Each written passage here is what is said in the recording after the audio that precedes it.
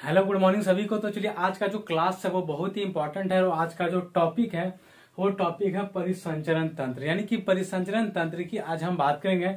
जो कि आज का जितना भी पॉइंट है बहुत ही खतरनाक पॉइंट है, इंपॉर्टेंट पॉइंट है, तो ध्यान में रखना। आज का जो क्लास है वो है, यानी कि ध्यान से ये चीज रखना कि आज का जो मेन टॉपिक है वो है परिसंचरण तंत्र, यानी कि परिसंचरण तंत्र पर ही आज का सारा पॉइंट आपका है। तो आइए बात करते हैं पहला नंबर की, यानी कि पहला नंबर है रक्त परिसंचरण की खोज। क्या है? रक्त परिसंचरण की खोज सर्वप्रथम यानी कि खोज कब है? तो 1628 में, यानी कि 1628 में किसने किया? तो विलियम हार्वे ने किया था। ध्यान रखना है रक्त परिसंचरण तंत्र। पहली बात क्या है? आज का टॉपिक क्या है? परिसंचरण तंत्र। तो पहला क्वेश्चन क्या होता है कि रक्त परिसंचरण की खोज सबसे पहले किसने की? तो विलियम हार्वे ने की। और किस वर्ष में की? तो वो है 1628 ईस्वी में किया है। इसके बाद इनके अंतर्गत निम्न चार भाग हैं। चार भाग कौन कौन सा? पहला हृदय यानी कि हार्ट कह सकते हैं, फिर है दूसरा धमनियां, फिर है शिराएं, फिर है रुधिर जिसको कि ब्लड कहते हैं। यानी कि रुधिर को क्या कहते हैं? ब्लड कहते हैं। शिराएं यानी कि वैन हो गया। तो ध्यान दीजिएगा चार भाग में बटा है हृदय, धमनियां, शिराएं और रुधिर। तो पहला चीज बात करते हैं हृदय की, यानी कि जिसको हम हार्ट कहते हैं। तो ध्यान रखना पहला चीज क्या है? हृदय की बात करते हैं। तो यह हृदय वरण नामक थैली में सुरक्षित रहता है। कभी भी पूछ सकता है कि हृदय को कौन सी थैली में यानी कि सुरक्षित रूप से रखा जाता या रहता है? तो वो है हृदय वरण। कौन है? तो हृदय वरण नामक थैली में सुरक्षित रहता कौन? हार्ट यानी कि हृदय। फिर हृदय का भार लगभग कितना होता है? तो 300 ग्राम का होता है। ध्यान दीजिएगा, यानी कि हार्ट का जो वजन होता है लगभग में बताएं कितना होता है? तो 300 ग्राम का होता है, यानी कि 300 ग्राम का होता है। तो ध्यान में रखना है, यानी कि हार्ट का भार लगभग 300 ग्राम यानी कि 300 ग्राम का होता है। उसके बाद यह शरीर का सबसे व्यस्त अंग होता है। कभी कभी पूछ सकता है कि शरीर का सबसे व्यस्त अंग कौन सा आता है? तो वो होता है हार्ट यानी कि हृदय होता है, जो कि बहुत आसान है। लेकिन ये नहीं समझ में आता है कि शरीर का सबसे व्यस्त अंग कौन सा है। तो ध्यान में रखिएगा, हार्ट का भार जो होता है लगभग 300 ग्राम का होता है और यह शरीर का सबसे व्यस्त अंग होता है, यानी कि सबसे बिजी पार्ट कौन सा होता है? सबसे अधिक यानी कि बहुत बिजी पार्ट कौन सा होता है? तो वह हृदय यानी कि हार्ट। ये बात करते हैं मनुष्य का हृदय 4 कोष्ठक यानी कि चेम्बर का बना होता है। कितने चेम्बर का बना होता है? तो 4 कोष्ठक का। तो ये भी पूछ सकता है मनुष्य का जो हृदय पता कितने चेम्बर का होता है? तो ये 4 चेम्बर का होता है, यानी कि 4 कोष्ठकों से ये बना होता है।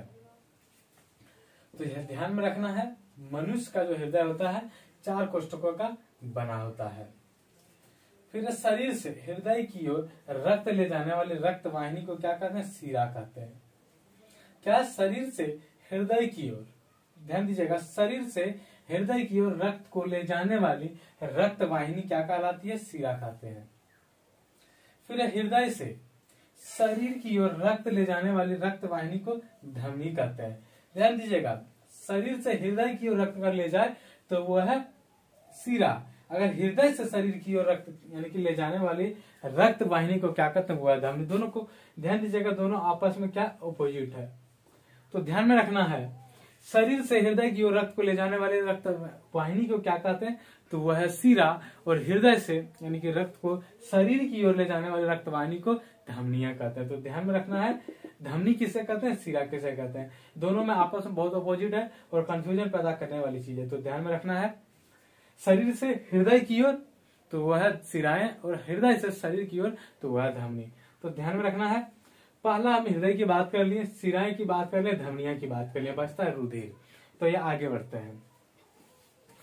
हृदय के दाहिने भाग में अशुद्ध रक्त यानी कि CO2 युक्त रक्त व बाएं भाग में शुद्ध रक्त यानी कि O2 युक्त रक्त होते हैं। तो ध्यान दीजिएगा, हृदय के दाहिने भाग में अशुद्ध रक्त यानी कि CO2 की बात कर रहे हैं। CO2 युक्त यानी कि उसमें जो मात्रा होती है CO2 की मात्रा होती है तो वो रहती है बाएं भाग में, दाहिने भाग में। और बाएं भाग में क्या रहती है? शुद्ध रक्त यानी कि CO2 जो मिक्स रहता है उसमें, तो वो रहती है बाएं भाग में। तो ध्यान में रखना है, CO2 जिसमें मिक्स हो बाएं भाग में और जिसमें O2 मिक्स हो बाएं भाग में, CO2 मिक्स हो तो दाहिने भाग में। तो ध्यान में रखना है सब चीजों को। तो इस पार्ट में सिर्फ मेन यानी कि इंपॉर्टेंट चीज पर थोड़ा सा फिर से कर रहे हैं। तो खोज परिसंचरण की 1628 किसने, तो विलियम हार्वे ने। इसके अंतर्गत कितनी भाग है, तो 4 भाग, हृदय, धमनियां, शिराएं, रुधिर, यानी कि ब्लड इसको कहते हैं। फिर है हृदय, यह हृदयावरण नामक थैली में सुरक्षित रहता है। किसमें, तो हृदयावरण नामक थैली में। हृदय का भार लगभग 300 ग्राम का होता है। कितना होता है, 300 ग्राम का। यह शरीर का सबसे व्यस्त अंग है, तो ध्यान में रखना है सब चीज को। मनुष्य का हृदय 4 कोष्ठक यानी कितने चैम्बर का बना होता है, तो 4 चैम्बर का बना होता है, तो इसको भी ध्यान में रखना है। फिर शरीर से हृदय की ओर रक्त जाने वाली रक्त वाहिनी शिराएं कहलाती है। हृदय से शरीर की ओर रक्त जाने वाली रक्त वाहिनी धमनी कहलाती है। हृदय के दाहिने भाग में अशुद्ध रक्त यानी कि CO2 युक्त रक्त व बाएं भाग में शुद्ध रक्त यानी कि O2 युक्त रक्त होती है। फिर हृदय की मांसपेशियों को रक्त पहुंचाने वाली वाहिनी को कोरोनरी धमनी कहते हैं, जो कि बहुत इंपॉर्टेंट है, यह ध्यान रखना है। हृदय की मांसपेशियों को रक्त पहुंचाने वाली, क्या है, हृदय की मांसपेशियों को रक्त पहुंचाने वाली वाहिनी को क्या कहते हैं, तो कोरोनरी ध्वनि कहते हैं। तो ये इंपॉर्टेंट ध्यान में रखना है, कोरोनरी ध्वनि। इसी में यानी कि किसी प्रकार की रुकावट होने पर क्या होता है, हृदयाघात कहते हैं। यानी कि इसी में यानी कि कोई भी किसी प्रकार की रुकावट होती है तो इसे क्या कहते हैं, हृदयाघात कहते हैं। यानी कि जिसको हम इंग्लिश में हार्ट अटैक कहते हैं। यानी कि किसी को हार्ट अटैक बोलने पर समझ में आ जाता है, लेकिन हृदयाघात बोलने पर नहीं समझ आता, तो ध्यान रखना। इसी में किसी प्रकार की रुकावट होने से क्या होती है, हृदयाघात, जिसको कि हार्ट अटैक कहते हैं।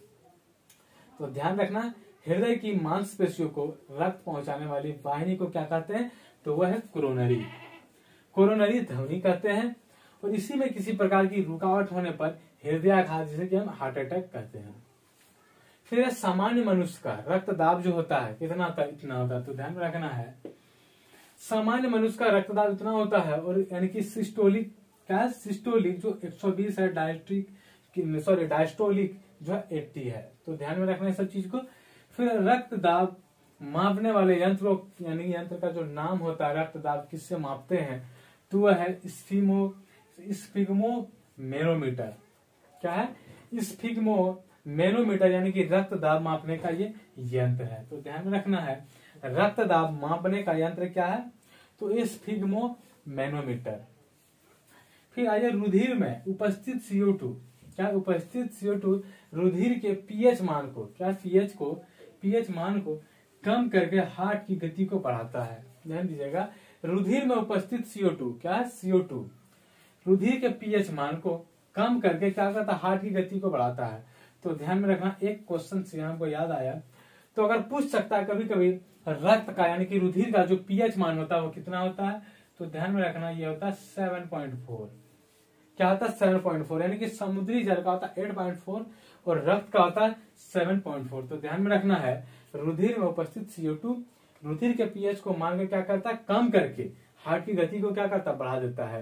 यानी कि एक क्वेश्चन क्या बना, पीएच यानी कि रक्त का जो पीएच मान होता है वो होता है 7.4। फिर है अम्लीयता, हृदय की गति को क्या करता, बढ़ाती है। यानी कि अम्लीयता जो होती है हृदय की गति को बढ़ाती है, एवं क्षारीयता हृदय की गति को कम करती है। तो ध्यान में रखना है, अम्लीयता जो है हृदय की गति को बढ़ाती है और क्षारीयता जो है हृदय की गति को कम करती है। अंतिम पॉइंट है, लसिका उत्तक से हृदय की ओर एक ही दिशा में बहता है। तो ध्यान में रखना है, अंतिम पॉइंट क्या है, लसिका उत्तक जो है, लसिका जो है उत्तक से हृदय की ओर एक ही दिशा में बहती है। तो ध्यान में रखना है, इस पार्ट में पहला पॉइंट क्या था कि हृदय की मांसपेशियों को रक्त पहुंचाने वाली वाहिनी को कोरोनरी कहते हैं। ऐसे में किसी भी प्रकार की रुकावट को क्या कहते हैं, हृदयाघात यानी कि हार्ट अटैक कह सकते हैं। फिर सामान्य मनुष्य का रक्तदाब इतना होता है और सिस्टोलिक 120 यानी कि 120 और डायस्टोलिक जो होता है 80 और रक्तदाब मापने वाले यंत्र का नाम है स्फिग्मोमेरोमीटर। रुधिर में उपस्थित CO2 रुधिर के पीएच मान को कम करके हार्ट की गति को बढ़ाता है। खून का पीएच मान यानी कि रक्त का पीएच मान 7.4 होता है। अम्लीयता हृदय की गति को बढ़ाती है एवं क्षारीयता हृदय की गति को कम करती है। और लसिका जो उत्तक से हृदय की ओर एक ही दिशा में बहती है। तो फिर मिलेंगे नेक्स्ट क्लास में, तब तक के लिए थैंक यू।